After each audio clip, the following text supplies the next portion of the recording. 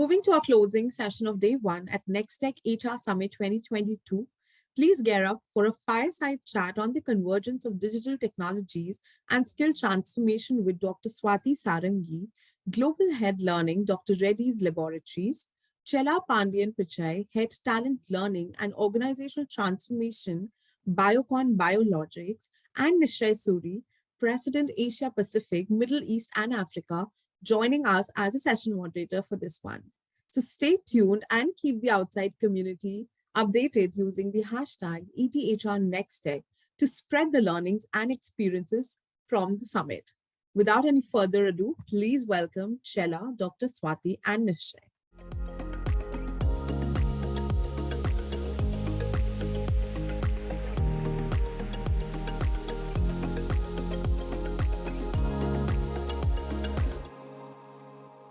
Welcome to our session on the convergence of digital technologies and skill transformation.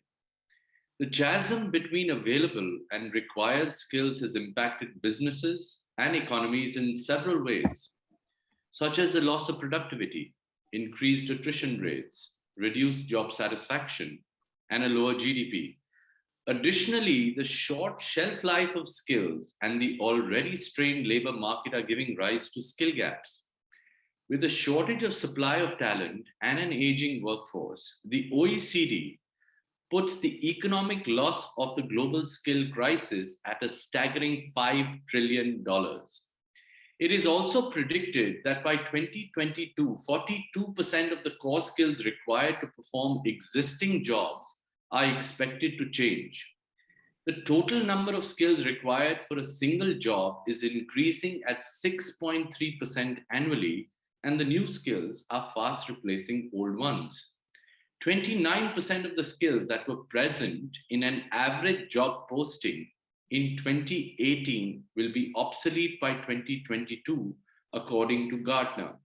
As the workforce battles COVID-19, digital enablement has emerged as a cornerstone of crafting a seamless work environment. Digitization has transformed the healthcare industry, and the healthcare sector has become one of the largest sectors, both in terms of revenue and employment. The size of the industry is estimated to reach $372 billion by 2022. Some of the current technology-driven trends in the industry are telehealth, telemedicine, virtual care, increased demand for data, and AI-driven predictive analytics.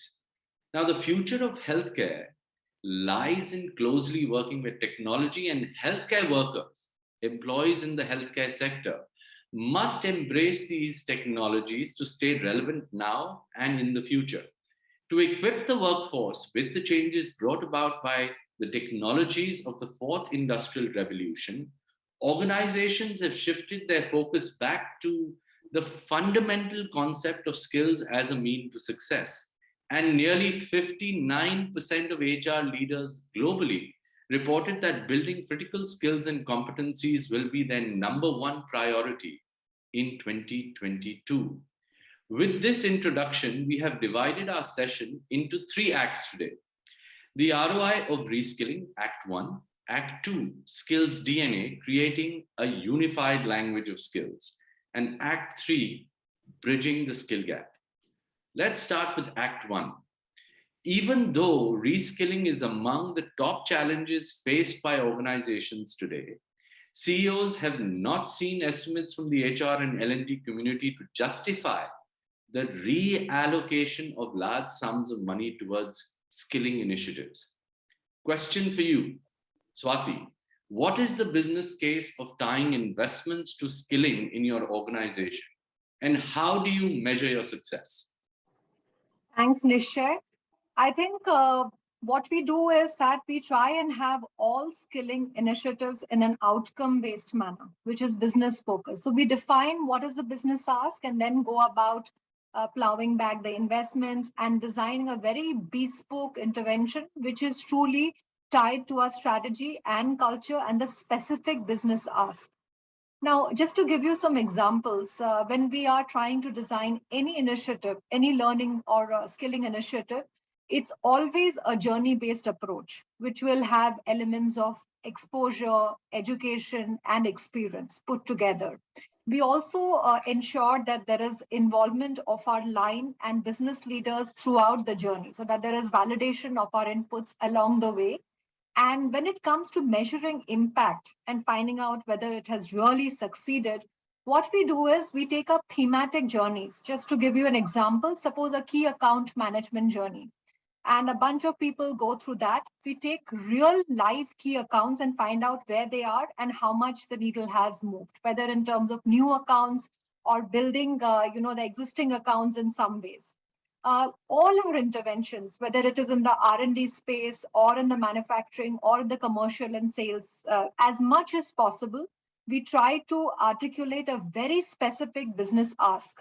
Also, what we try and do is that we put in action learning projects in case there are no live projects. So the action learning projects is also a kind of proof of the pudding to ensure that they are doing. We ensure that the talent on whom skill investments are being made are also visible to the entire business so that there is fungibility and a steady supply of talent is made available. So the extent to which the supply is available to meet the demand is also a way to ascertain whether the business requirements are being met. So we try and put together this kind of an approach. So let me follow through with a question. Swatee, has the involvement of your business, this strong connectedness, led to a significant increase in the budget outlay, or is it incremental year on year? No, it has led to a significant increase. In fact, for every business, for every skilling initiative for business, we always have a business sponsor. And what we do is we, organize review meetings, discussions regarding design, regarding the way that, updates are happening, report outs, etc. So that has led to a significant and rather than not an incremental increase. If we have L&D working in silo, it doesn't really help. So getting it to be a business agenda right from the start till the end is what really pays off. And that has worked and augured well for us at Dr. Reddy's. Great. Thank you, Swatee. Chella, same question to you. I think it's an important one to get your perspective in. Great. It's good to hear some of the thoughts which Swatee was mentioning. And see, to cope with the rapid changes in the real time and developing skills in an agile manner becomes an imperative need for our organization, right? So while doing this, we have a blurred vision of skill planning. It will only slow down the process of growth, and which I think organization understands that. The future ready skills are to stay ahead of the curve becomes very important for us to look into. Having said that, what we have done in terms of readiness is to identify those skills which are very important for us to get there, and also a path for what will take us to where we want to get to. And I'll talk a little more about that in the next act of yours. But to specifically answer your question in terms of how the skill building and readiness decided us for our future readiness revolves around there are 7 skills which I call it as 7 intelligence, or you call it as skills, which I want to talk to you in detail about that. But the success is measured, which is your important question. Readiness to take on disruption seamlessly with emerge successfully. That's one measure which is very important for every organization, and that's what we look into. Because if you're not ready, and then it's going to impact us a lot. Second, what impact you're creating to employees, society, and customers. So how do we measure that? Is again, be it as ESG reports or look at your internal measures, which talks about what's your employees' career growth in terms of how they've coped up with the emerging technologies or emerging needs. And that's another success measure.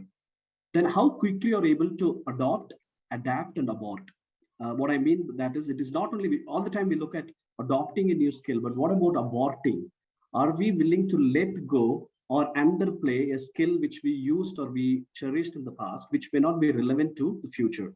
How are we letting it go? So those are some of the measures which is being applied for measuring our success on any kind of adoption of new technologies or new skills. Great, thank you, Chella.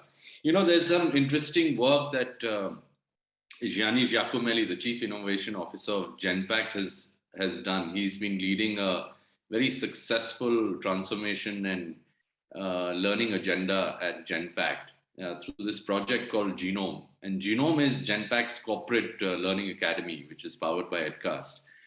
100,000 employees across 25 countries are being reskilled or skilled in 77 skills.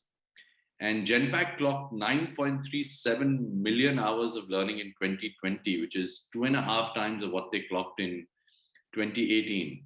But that, one measure is how much learning is occurring within the organization. But the real challenge has been that how does one translate that into tangible, measurable business impact outcomes? And here are some buckets that he identified within the organization, which is actually now working on a ROI model. Hire versus deploy. The others are reduced employee attrition. How can you actually show that if you're providing better learning environment, more relevant learning, that has an impact on reduced attrition within the organization, lower cost of training, improving the odds of transformational success. And if you have got the right technologies, you have the right skills in place, then you actually increase your success rate as far as transformation is concerned. And last but not the least, impact on revenue and respective bottom line impact. And Genpak observed that from longitudinal data that employee engagement correlates to learning, and Gallup has actually shown that high engagement delivers productivity gains. Okay, so with that, let's move to Act 2, Skills DNA, creating a unified language of skills. Now, McKinsey's research states that most respondents say that skill building, more than hiring, contracting, or redeploying, is the best way to close the gaps that have, and therefore there has been a double down on efforts to reskill or upskill employees since the pandemic began. Skills-based organizations structure their talent strategies around skills and not just job roles, resulting in a more adaptable workforce. Question to you, Chella. How are you building an agile and adaptive model of skilling in your organization?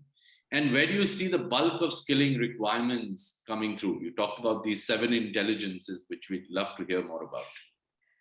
Great.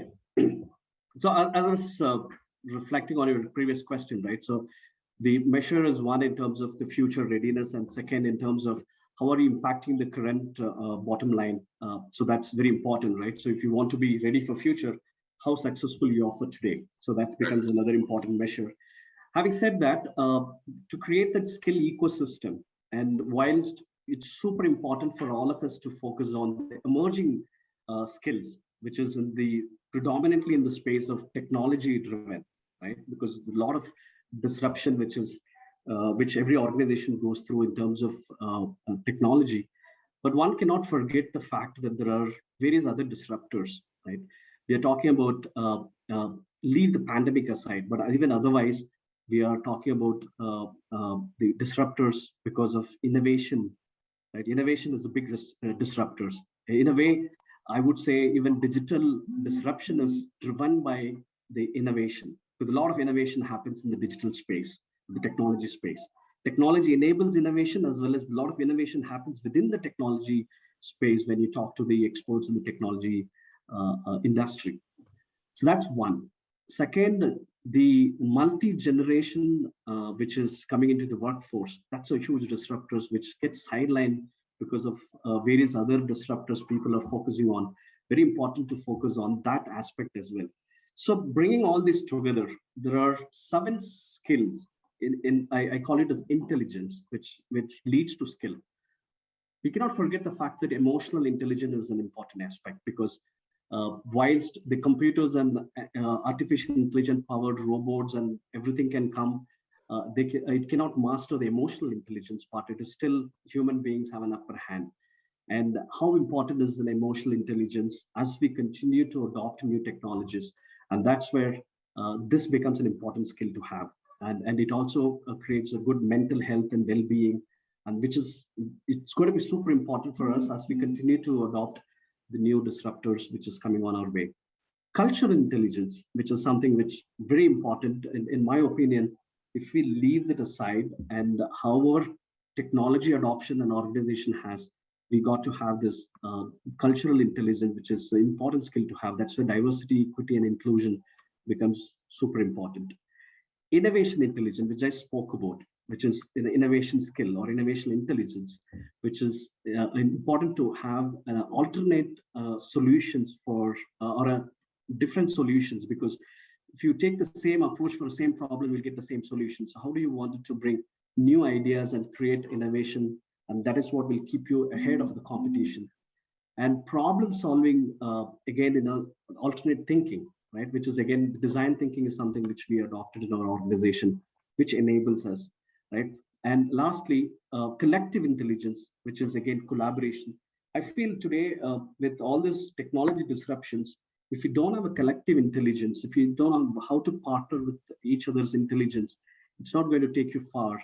And it's important whether within the organization, how do you collaborate, or outside the organization, how do you collaborate to bring the best value to the patients in our case, or in customers in many other industries.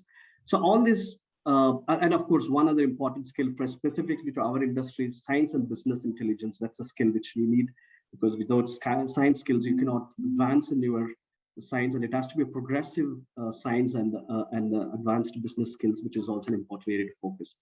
To do all of this, I see a digital can enable in all this skill transformation, and that's the advantage we have.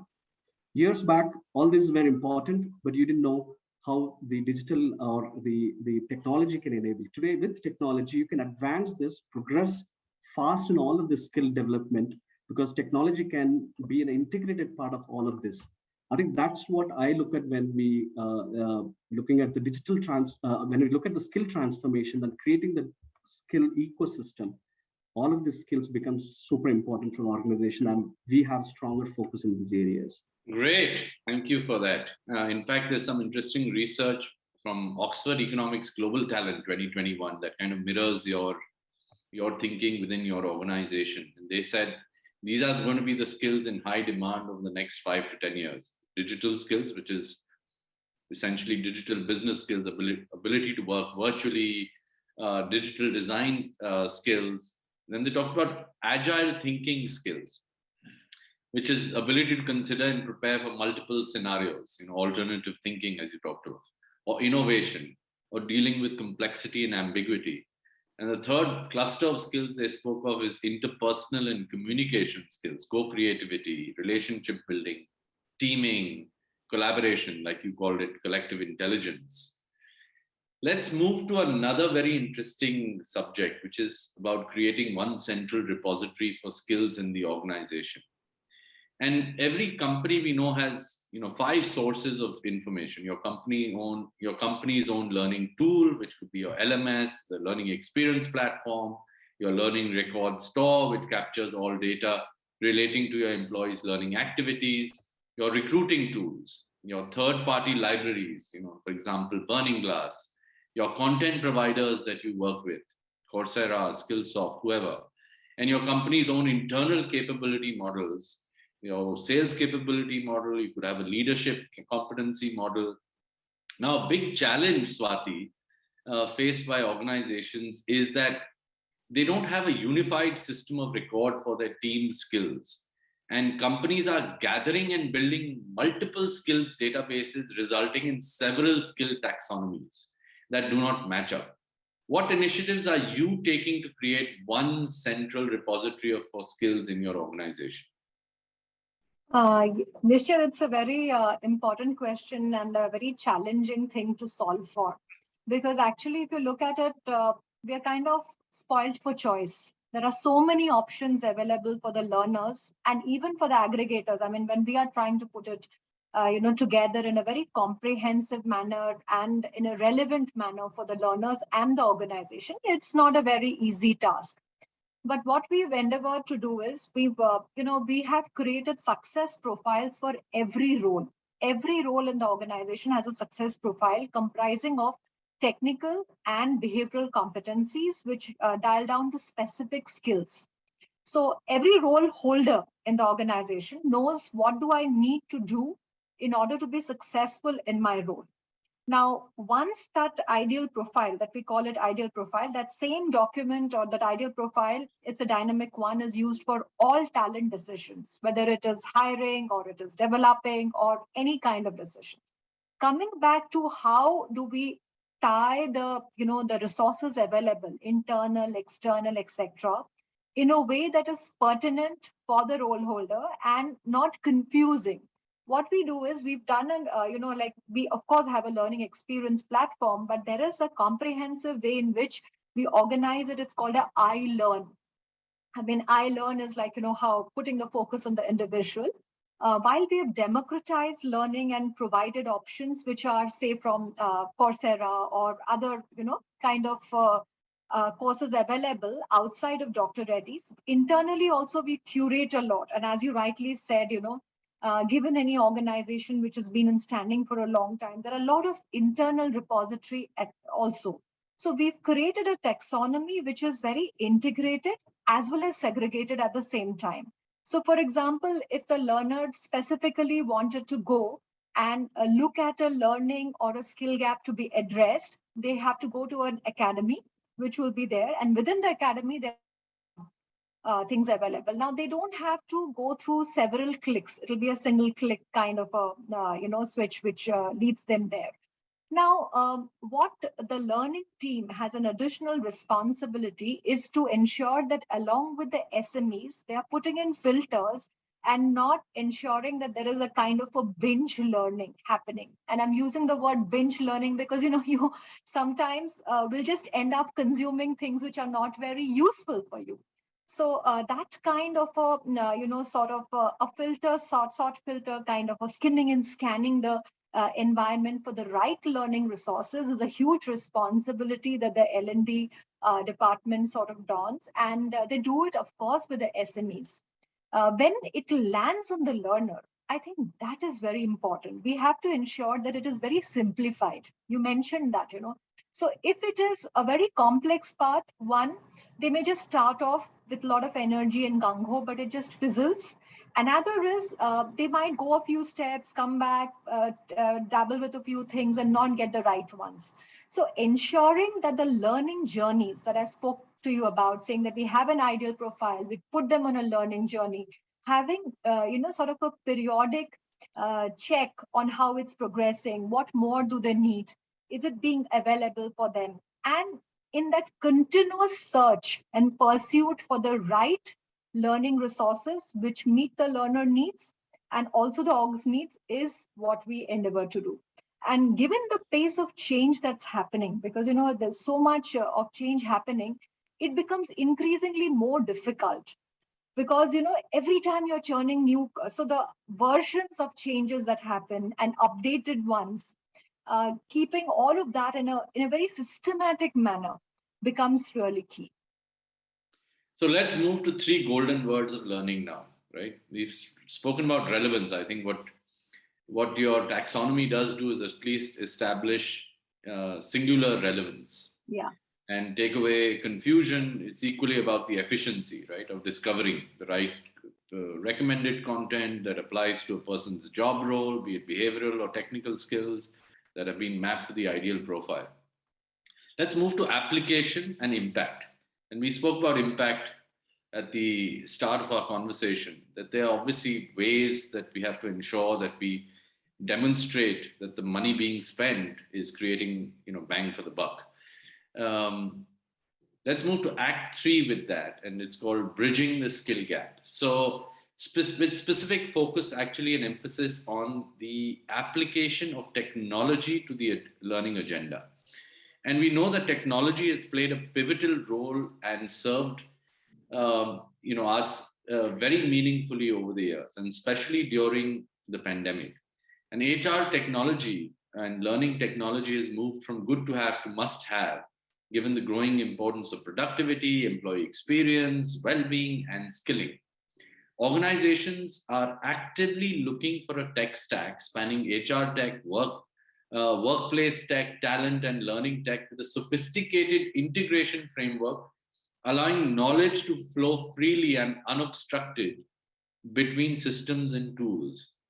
And EdCast does this very interesting research called Learning Health Index every year. And according to EdCast's Learning Health Index 2021, 56% of the organizations in the healthcare and pharmaceutical sector report that they leverage a sophisticated suite of tools and technologies to streamline the flow of knowledge and provide learning at the point of need for the learner. Question to both of you. What specific technologies are you using to build an intelligent skilling ecosystem? And could you share how technology has enabled the skill transformation agenda in your organization? Let's start with you, Chella. Great. I'll take the second part of your question first, and then I'll come back to what technologies is being leveraged. So technology certainly enabled the skill transformation. And just going back to the story, which you were Act 1 and Act 2, what we spoke in terms of how the success is measured. And as I said, success is measured with future readiness as well as the current, how are you impacting the current business? And hence it has to be linked to the organization goals. So that's the first part. Second part is in terms of what are the skill which is being focused towards creating the skill ecosystem. I was talking about 6 skills in the form of intelligence, how that 6 skills can be enabled through technology. So that's the part I wanted to cover here. The technology, minus technology, you need those 6 skills for sure. Innovation skills or science skills, or we're talking about collective intelligence or design thinking for problem solving, which is very important for any organization and every organization. And we wanted to focus on that, and we have been focusing on that because our company is built on innovation for 4 decades.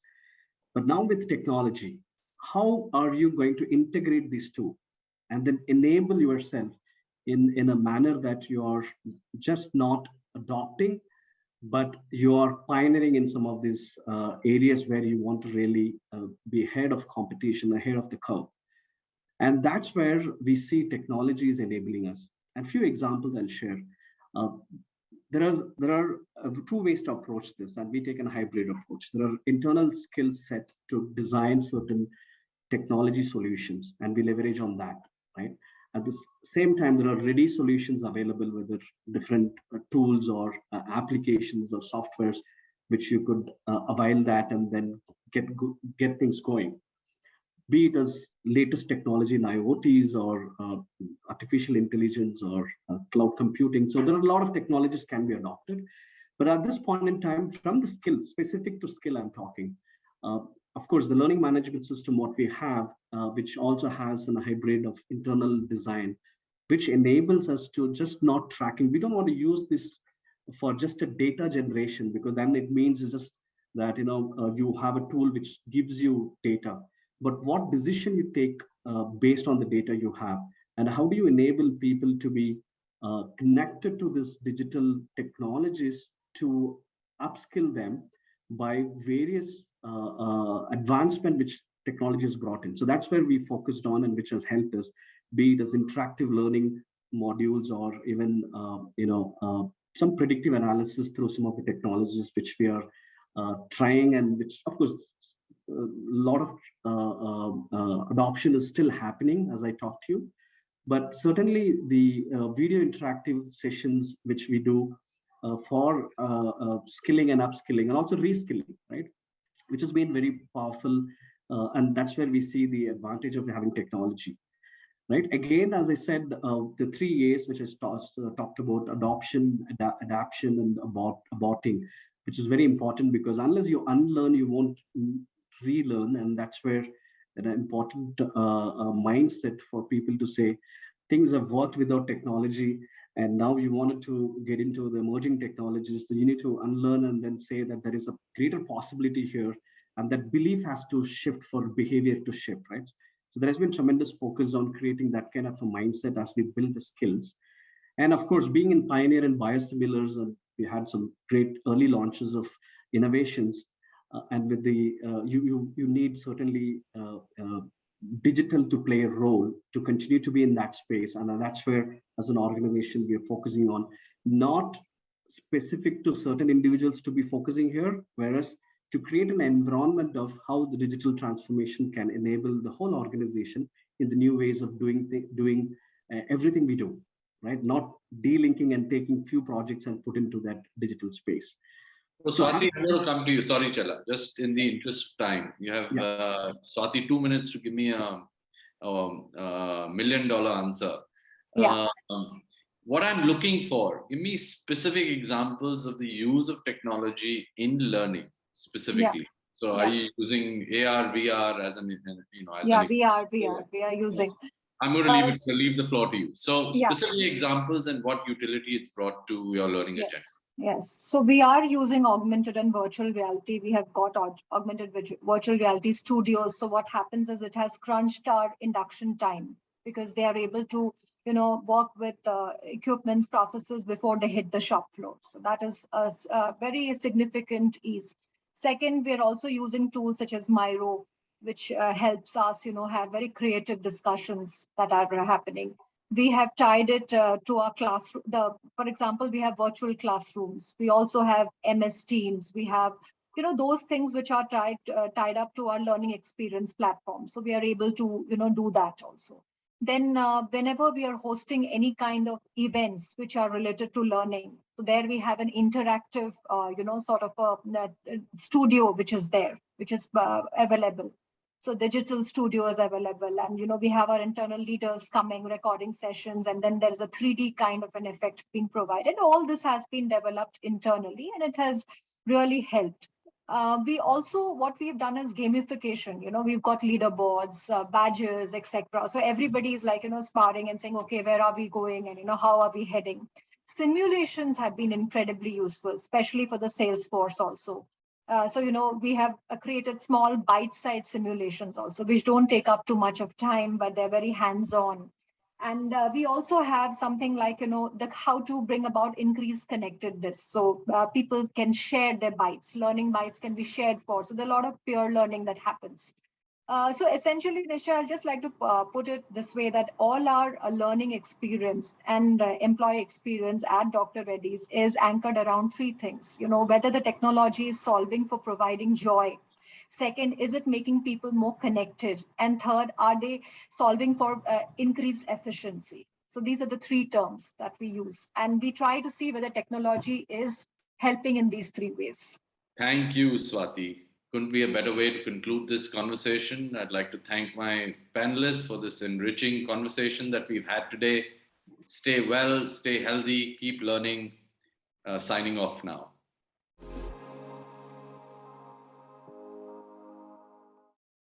Thank you, everyone, for sharing knowledge-rich content with the audience. And with this, we come to an end of day one of the Next Tech HR Summit India 2022.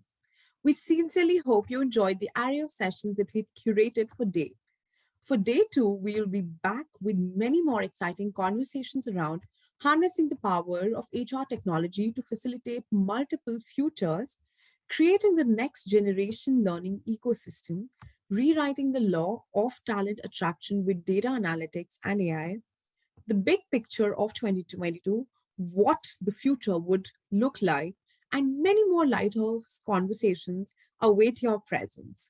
So see you all tomorrow at 10 a.m. sharp. Thank you so much.